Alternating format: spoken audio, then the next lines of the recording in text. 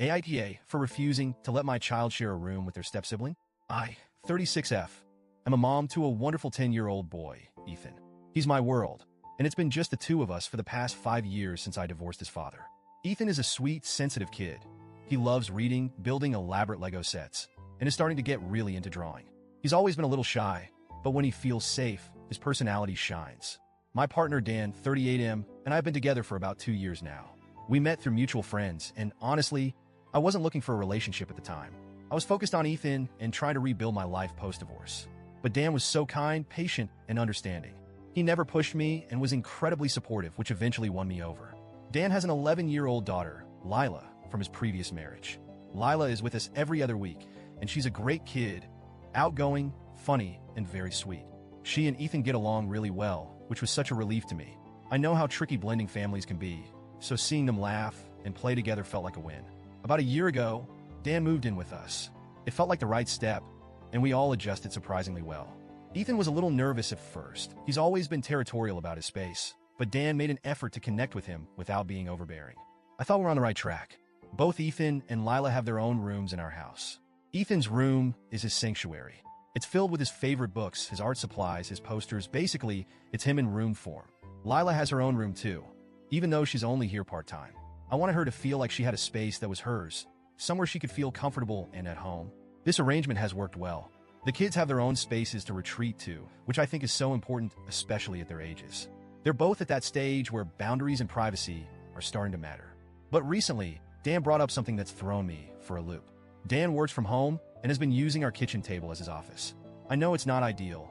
He's constantly having to pack up his stuff for meals, and there's no real privacy for him when he's on calls. He's been hinting for a while that he needs a proper workspace, but I didn't realize how serious he was until he sat me down a few weeks ago.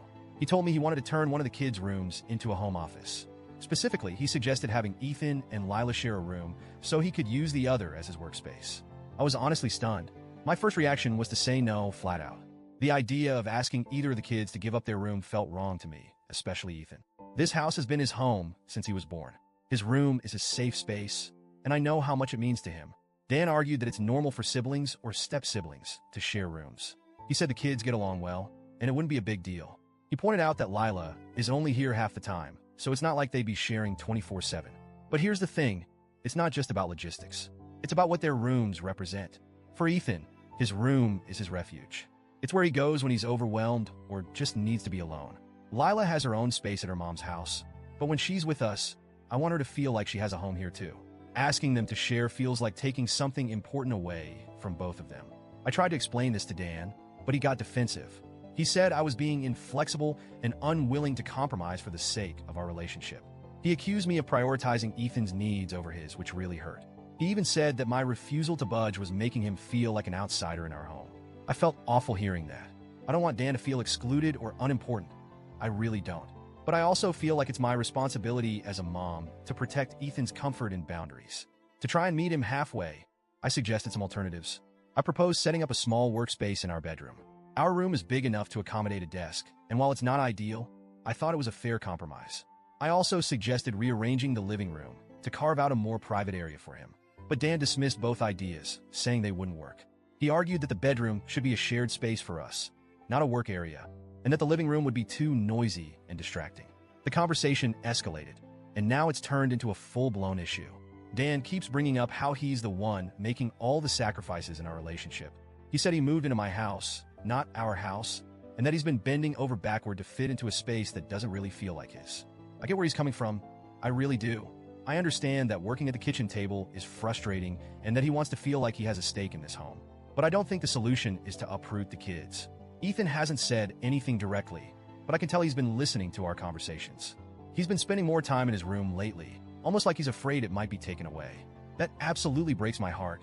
The idea of him losing his safe space makes me feel like I'm failing him as a mom. Lila hasn't weighed in either, but I wonder how she'd feel about sharing a room. She's a little older than Ethan and has started wanting more privacy. I don't think she'd be thrilled about having to share a space, even if it's just part-time. Dan, on the other hand, is clearly still upset. He's been distant lately, not outright angry, but cold. He's made a few passive-aggressive comments about how I'm unwilling to make sacrifices for our family, and how this is proof that I'll always put Ethan first. And you know what? Maybe I am putting Ethan first. He's my son. I'm his mom. Of course, I'm going to prioritize his needs, especially when it comes to something as fundamental as his sense of security in his own home. But at the same time, I don't want Dan to feel like he's second place. I love him, and I want our relationship to work. I want us to be a happy, blended family. I'm stuck. I don't know how to navigate this without hurting someone. If I stand my ground, Dan might continue feeling like he's not truly part of this household. If I cave, Ethan and possibly Lila could end up feeling displaced and resentful. So, Reddit. AITA for refusing to let my child share a room with their step-sibling to make space for a home office? How do I balance the needs of my partner and my son without tearing our family apart?